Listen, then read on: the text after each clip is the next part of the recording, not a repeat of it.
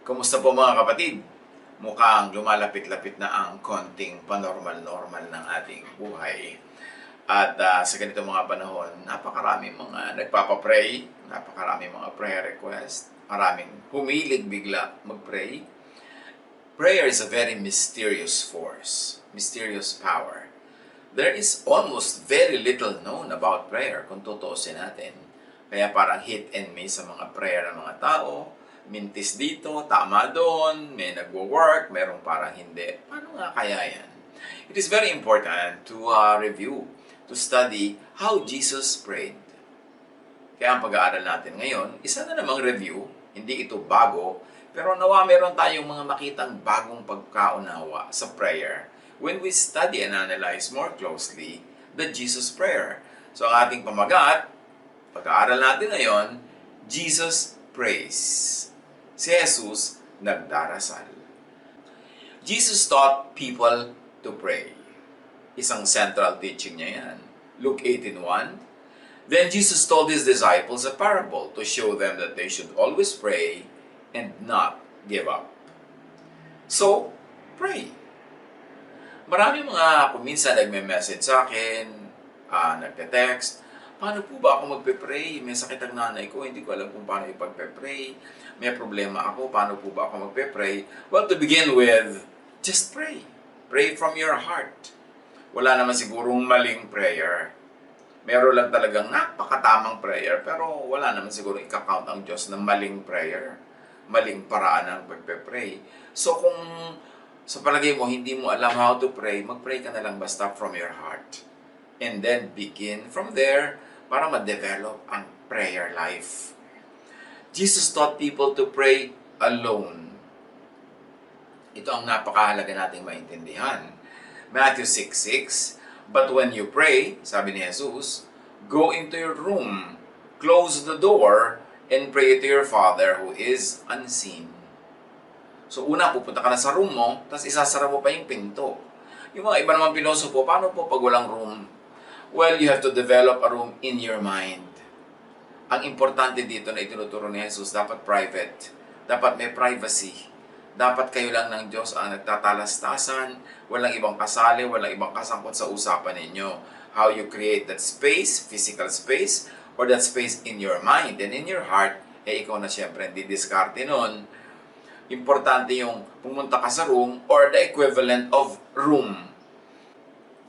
Ang mahalaga, basta private, unseen by others.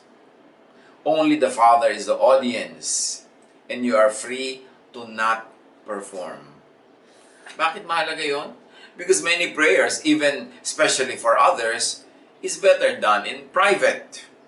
Para walang performance. Kuminsan makakarinig tayo, wow, ang ganda naman ng prayer mo ate, ang ganda ng prayer mo kuya. Nagandahan yung mga kapwa-tao na nakinig, nakarinig, pero nagandahan kaya ang Diyos? That's another thing. Kasi yung mga iba, pag pinag-pray mo halimbawa at o pinag-lead mo ng prayer, may kodigo, merong script para maganda ang dating. And up to a point, nakaka-bless talaga yung gano'n na well-chosen yung words, na swabe, smooth, pero hindi naman tayo ang primary audience kundi ang Diyos. So, ang Diyos kaya nasyahan. Nakita niya kaya yung sincerity, nakita niya kaya yung truthfulness ng prayer na scripted. Hindi naman kung may kodigo o may notes o may script, hindi na truthful. Dahil kung nung kinocompose mo yung prayer, truthful ka naman, di truthful yon. Na ayaw mo lamang na magkaroon ng mga rough edges, na magkamali-mali na mga sasabihin, lalo't hindi ka sanay sa public speaking, kung sincere ka nung kinocompose mo yung notes mo, di sincere din yung prayer na yun. Kaya nga, ang sabi ni Jesus, para wala na lang mga ganyang issues, pray in private. Yung wala kang kailangang tao na i-please. Wala kang tao na kailangang i-impress. Walang time limit. Walang kailangan na i-connect mo sa part ng ganitong program, so sa sinundan mo at kasunod. Kasi pagka public prayer, iisipin mo lahat ng mga bagay na yun.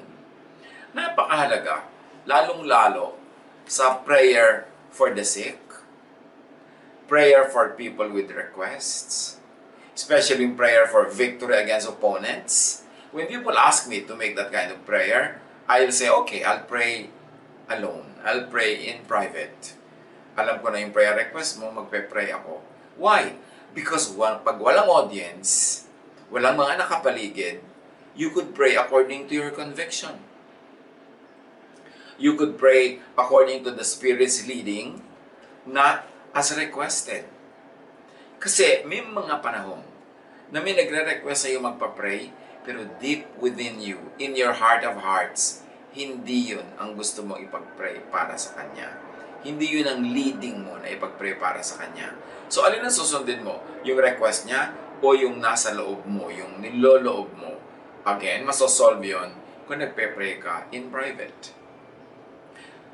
There was a time na ako'y may kausap na isang may edad na ginang at may sakit siya. Matagal na siyang bedridden.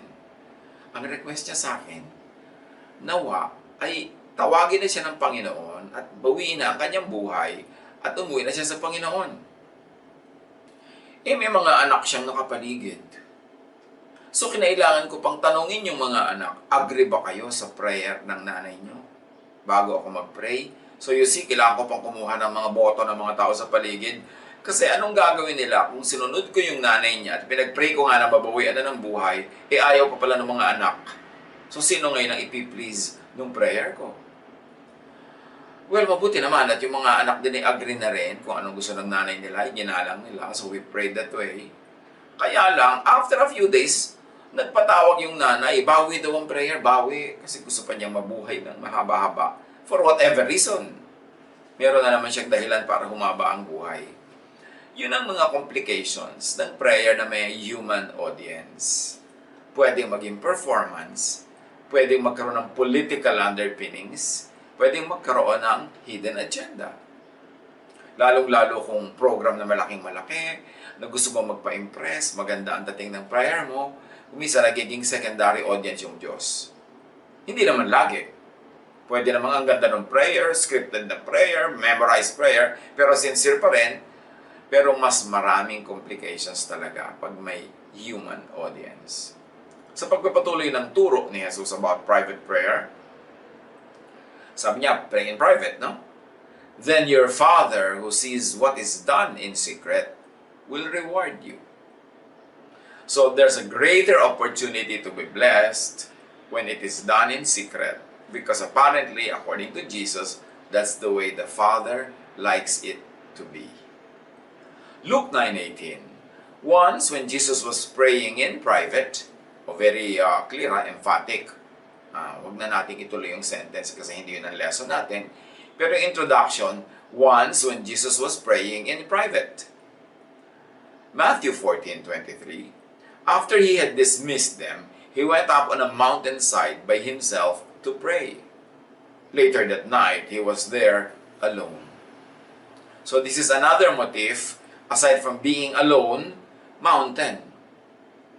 Ang daming prayers ni Jesus sa mountain, sa mountaintop, sa mountainside. Siguro lang dahil napakaraming bundok sa kanyang paligid, pero laging ine-emphasize ng mga nagre-report at nagsusulat yung mountain. Meron bang factor involved yun? Malay natin meron. Kasi nga mahiwaga ang prayer. So, kung may bundok ka dyan, nakatabi, o may bundok ka dyan, nakatira ka sa mga kabundukan, bakit naman hindi ka doon mag-pray? Total, yun ang minodel ni Jesus. Ngayon, kung malayo ka sa mga bundok, wala kang katabing bundok, wala kang mapuntahang bundok, edi mag-create ka ng bundok in your mind. Ang mahalaga sinitingnan mo kung paano nag-pray si Jesus, bakit nga ba ganun? Pero syempre nga, dahil may yun ang natural setting din niya, pwedeng yun lang din naman ang dahilan. Pero kung yun lang, bakit pa i-emphasize sa mga writers yung ganung detalye? Matthew 26:36 and 39. Then Jesus went with his disciples to a place called Gethsemane. And he said to them, sit here while I go over there and pray. Going a little farther, he fell from his face to the ground and prayed. So may mga kasama si Jesus, pero hindi niya niyayang mag-prayer meeting. Hindi niya sinabing, sige, magkapit-kapit tayo ng kamay, mag-pray tayo. No, sabi niya, dito lang kayo, ako, pupunta pa doon, lalayo-layo pa ako, at doon ako magdarasal. At yun nga ang ginawa ni Jesus. We have nothing against prayer meeting, lalo kapit-kapit kamay, lalo kung pwede na yung ganon, dahil ngayon, di ba, may physical distancing. Pero, halimbawa, at meron gusto mag-pray in groups, there's nothing against that. I mean, there's no teaching against that. Pero si Jesus, ang minodel niya, yun ang pinag-uusapan natin. Hindi nga siya nakipag-pray kasama yung kanyang mga disciples, lumayo-layo pa siya. And interestingly, dahil pinag-uusapan natin yung motif ng bundok, Gethsemane is a valley. It is in the middle of parang two mountain ranges, and there are several mga mini hills around. So there's really something about mountains. Pag-aralan nyo yan, mag-meditate upon it, at baka ma-reveal sa inyo ang dahilan kung bakit mahalaga yung mga bundok-bundok sa prayer ni Jesus. Maybe because of nature elements, sounds, or the peace, the silence, whatever it is, doon nagpe-pray madalas si Jesus sa ganong setting. Pray without much words. Isa pa yan sa turo ni Jesus. He taught people to pray without much words. In fact, kung pwedeng without words, mas mainam.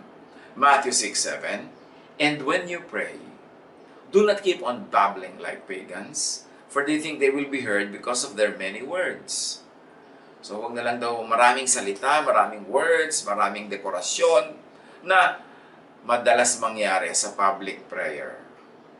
Pagka public, may audience, maraming mga nagli-lead ng public prayer ang nalilibang at nagpe-perform to the gallery, nagiging isang magandang palabas ang kanyang prayer. Hindi lagi, pero once more, there's a big temptation for that. Kasi nga, yung mga human audiences. In private, prayer can be in thought. Pag private lang, mag-isa ka lang nagdarasal, pwedeng hindi mo usalin yung salita. Sa thought lang. So it becomes prayer without and beyond words. Kasi, word has limits. Word is baggage. Lalo kung magpe-pray ka publicly, pati pronunciation mo dapat tama. Magiging conscious ka pa doon. At pagka mali ang pronunciation mo, meron naman mga critics na kasama mo magpe-pray ang na-offend, magtatawanan pa, palihim, kasi nakakatawa halimbawa yung pronunciation mo. At pagka hindi ka masyadong eloquent, hindi masyadong malaki ang iyong bokabularyo, hindi mo na-express talaga exactly what's in your heart pag magpe-pray ka with words. Kaya once more, prayer in private is very powerful and effective because you don't even need words. You don't even need to say anything kahit nasa isip mo pa lang yon na iintindihan ay ng Diyos. In fact, kahit hindi chronological ang dating ng mga thoughts sa iyong utak, sa iyong isip, sa iyong consciousness, naiintindihan pa rin ng Diyos kahit na rumble-rumble yung prayer mo kasi kaya ng Diyos i-rearrange sa kanyang isip yung iniisip mong magulo.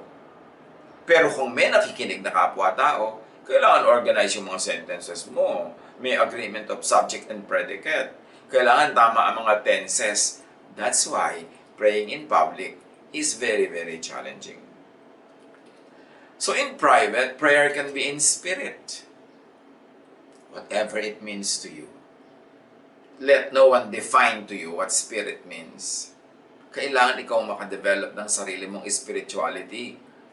Yung organized religion in the last 2,000 years, organized Christianity, Christianity Incorporated, masyadong kinontrol ang prayer.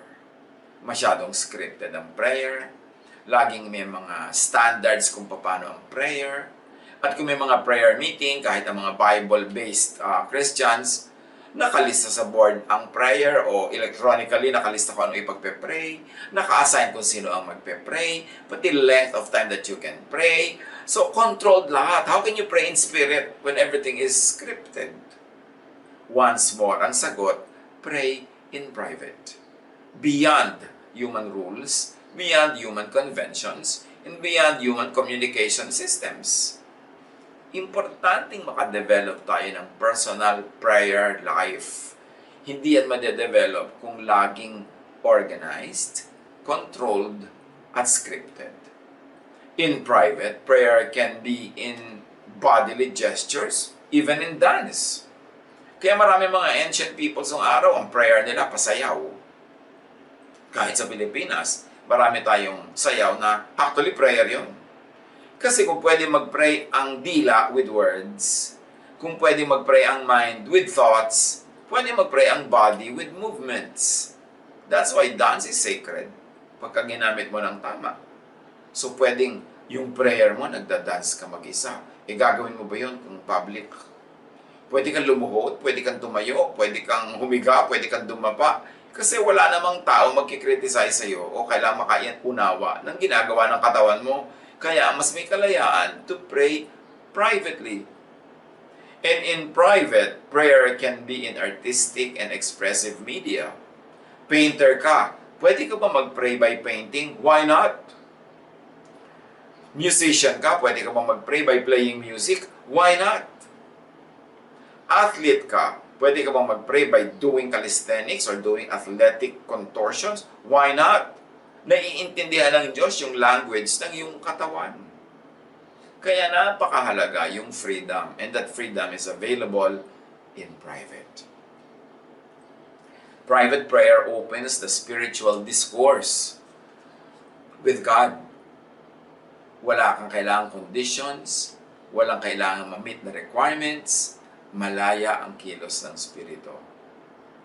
So, prayer in private opens the communication front on many fronts.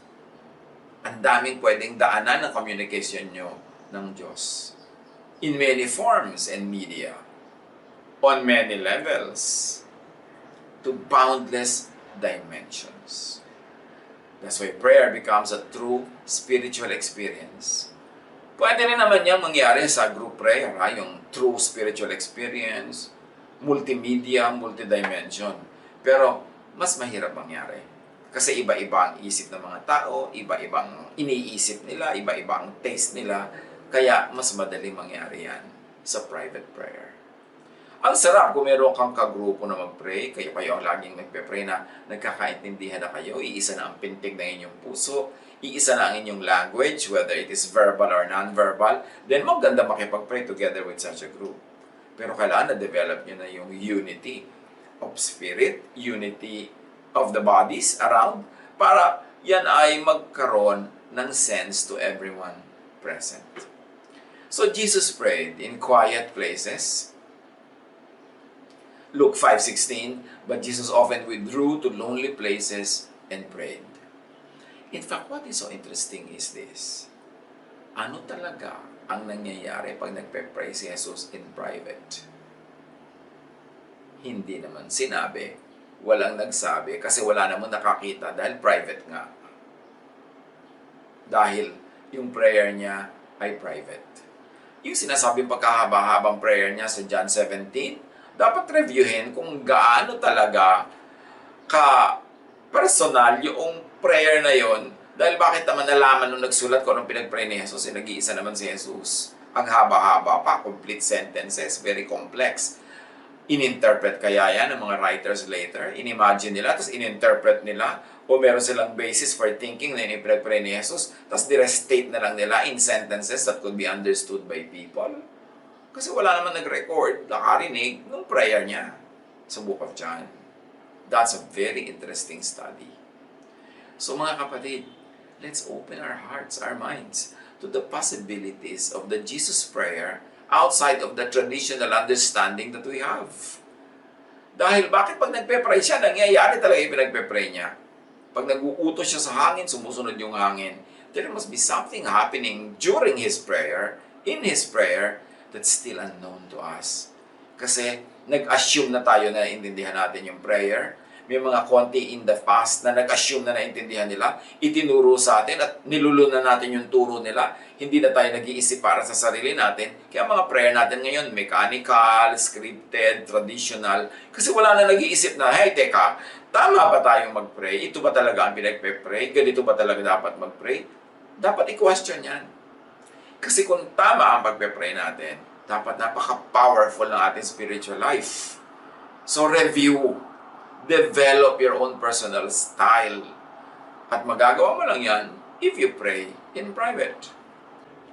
Jesus prayed in quiet places, in the evening, or very early morning. That's very interesting. Yun na naman schedule ng pagpe-pray ni Jesus. Mark 1:35, very early in the morning, while it was still dark, Jesus got up, left the house, and went off to a solitary place where he prayed. So nandito lang yung mga element privacy, quiet place, malamang bundok na naman ito, tapos very early in the morning. Well, aside from the practical implications and the practical reasons, kasi baka marami siyang gagawin ng araw na yon, marami siyang pupuntahan, marami siyang pagagalingin, tuturuan. So yung prayer niya, ginawa na niya very early para matapos na at mauna na. At hindi lang basta early very early, para hindi niya madaliin, kahit humaba yung prayer niya, humaba yung time ng pakikipag-need niya sa Ama, hindi niya kailangan putulin dahil ayan na yung schedule niya for the day. But interestingly, ang mga prayer ni Jesus are very early in the morning, or madaling araw, or gabi, o humahapon at dumidilim. Luke 6:12. One of those days, Jesus went out to a mountainside to pray and spent the night praying to God. So, magdamag na nagpe-pray, pero mag-isa. Ngayon naman, maraming pinapauso na prayer vigil, pero ang daming tao. Ito, mag-isa siya nagpe-pray. Wala namang masama siguro kung mag-grupo kayo at mag-pray kayo magdamag, pero ang binodel ni Jesus was a private prayer. There is really something about the time and the timing of the Jesus prayer. There is something about the time and the timing of ancient prayer. At hindi naman katakataka. Kasi sa Ecclesiastes 3:1, there is a right time for everything, and everything on earth will happen at the right time. Is there a right time for personal prayer? Well, study your personal circumstance. Siguro kung ano ba ang schedule mo, may trabaho ka ba, merong bang oras ang buhay mo, de oras, so i-adjust mo yung prayer life. Pero ang mahalaga, it has enough time to happen naturally without being hurried or without being cut. Prayer is powerful. Prayer is a great force. Probably the greatest force known to us or unknown to us.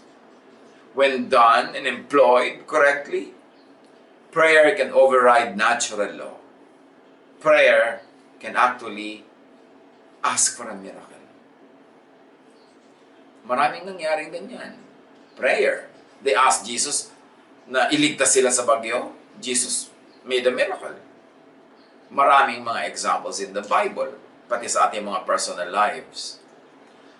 Kung may natural law, halimbawa, gravity, malulunod ka dahil may law of gravity, may law of buoyancy, pero merong prayer that can override natural law. Hindi natin alam kasi kung kailan tatalab yung prayer that overrides natural law at kailan ang mangingibabaw ay natural law no matter how much you pray. So ang gawin mo, do whatever natural law requires, do your best, get to the very end of what you can do as a human being, and then pray. Pinaghalo mo yung dalawa. Hindi mo kasi alam kung kailan yung natural law lang ang tatalab. Hindi mo alam kung pwedeng i-override yun with prayer. So, sundin mo yung natural law. Gusto mo lumusog, do what it takes naturally na maging malusog, tapos mag-pray ka pa. O may sakit ka, do what is naturally available. Magpagamot ka, gawin mo lahat ng mga protocols na alam ng science, tapos mag-pray ka pa. Tapos sinabihan ka ng science, may tanig ng buhay mo, wala ka ng pag-asa, o mamamatay ka na dyan, mag-pray ka, humingi ka ng himala. Kasi ginawa yan ng maraming tao, kahit sa Bible, at sa ating buhay sa paligid natin. At alam nating may mga prayer na tinugon na override ang natural law, humaba yung buhay ng tinaningan. So gawin mo pareho. Yun ang maganda dun. When done and employed correctly, your prayer can be more forceful than natural law. We know of verses and records in the Bible when the sun even stopped from going down. Kasi humingi, nagpe-pray sila Joshua na huwag lumubog ang araw at hindi lumubog. Meron pa nga na bumalik pa nga yung araw 10 steps doon sa kanilang orasan, yung mga steps na dinadaanan ng liwanag ng araw. umatras pa. Why not? God is God of nature, God of the universe, God of all creation. Pwede naman niya yan i-rewrite, pwede niyang isuspend, pwede niyang bilisan, pwede niyang iksian, pwede niyang habaan. Nasa Diyos yan. Pero ang tanong ay, i-grant ba niya yung prayer mo? Kaya dapat maintindihan natin yung mechanics, dynamics talaga ng prayer. What prayer gets answered? Yes. What prayer gets answered? No. What prayer gets answered? Maybe. What prayer gets answered later? Ano dapat nating unawain? At ang disadvantage ng corporate prayer, ng organized prayer, wala kang panahon to explore for yourself what kind of prayer works for you. What kind of posture, what kind of timing, what kind of wording, how you communicate with God, that can be developed in private prayer. So again, why don't you develop group prayer, make a grupo ka, and develop personal prayer? Best of both worlds ang mangyayari sa iyong buhay. At huwag tatamad-tamad na lagi nila nagpapapray sa iba. Pastor, ipag-pray niyo po ako, may sakit ako. Ba't di ka makapag-pray sa sarili mo? Ba't di ka mag-pray? Ba't kailangan mo ko utusan para mag-pray for you? O pero sige na nga, para masaya ka, ipagpe-pray kita. Tsaka love kasi kita, ipagpe-pray kita. Pero kailangan nagpe-pray ka rin. O kailangan ikaw ang pangunahin nagpe-pray. Kasi sa pag-develop ng religion, sa pag-develop ng corporate religion, nagkaroon ng mga corporate prayer leaders. Yung bang may prayer department. Kailangan mo ng prayer department. Dapat everybody prays. May mga prayer warrior talaga. Bakit pati prayer magiging war? Hindi mo pwedeng peaceful praying. Kailangan pa talaga war. Yung nakikipagbakbakan ka sa demonyo, nakikipagbuno ka sa demonyo, always pictures of war. Sabi sa Bible, resist the devil and he will flee from you. Hindi naman tayo sirbihang fight the devil eh. You cannot fight the devil kasi ang lakas-lakas nun.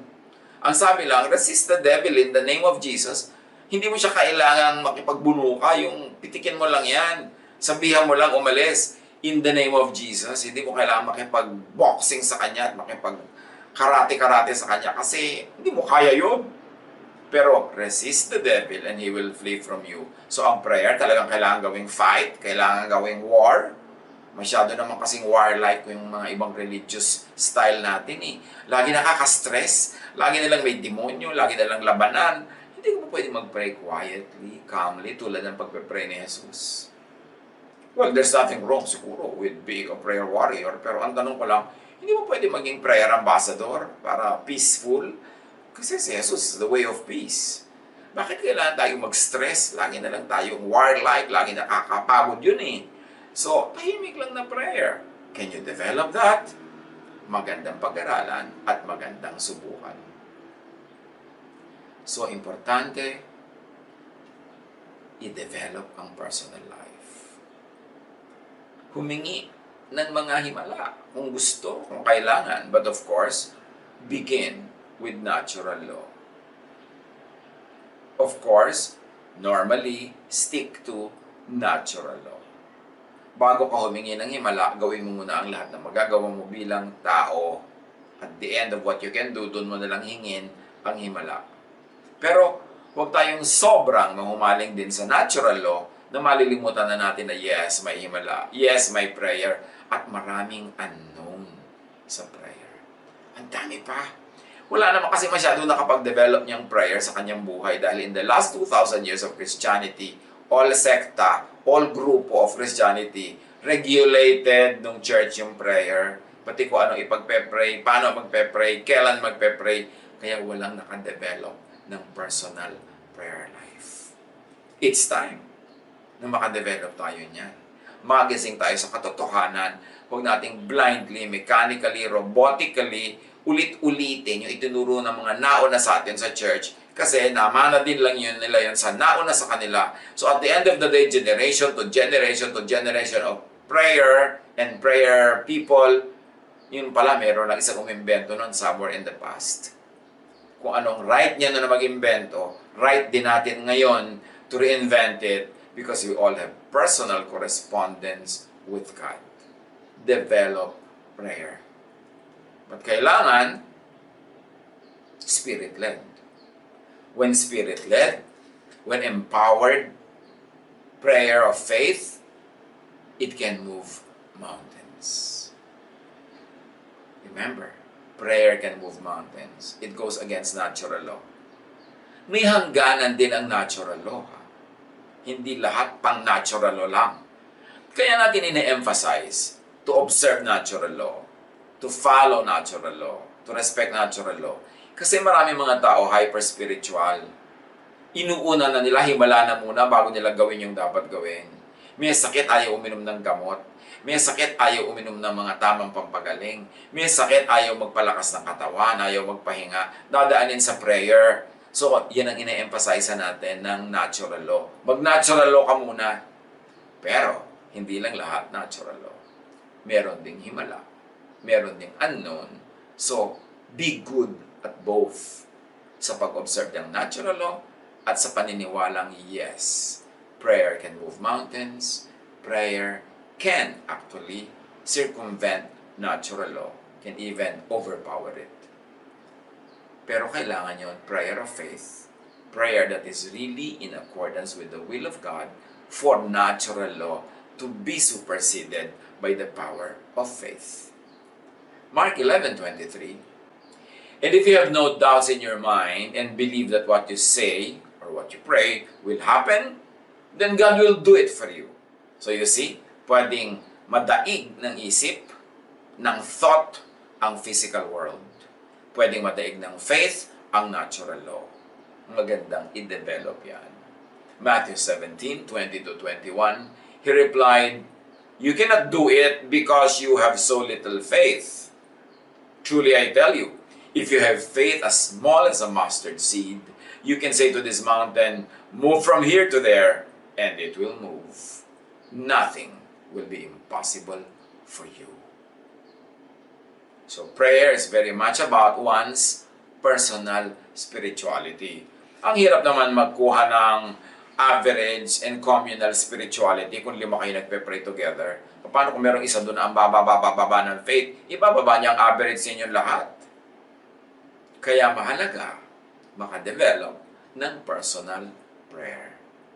James 5:16, the prayer of a righteous person is powerful and effective. But only when you allow that person to pray alone. Kasi kung meron siyang kasama sa grupo, mabababa ang faith, bababa yung general average of faith ng grupo. Kaya ang sabi ng isang version, anyone who lives the way God wants can pray and great things will happen. Kailan tayo nagpapapray sa iba? Hindi lang pag tinatamad tayo.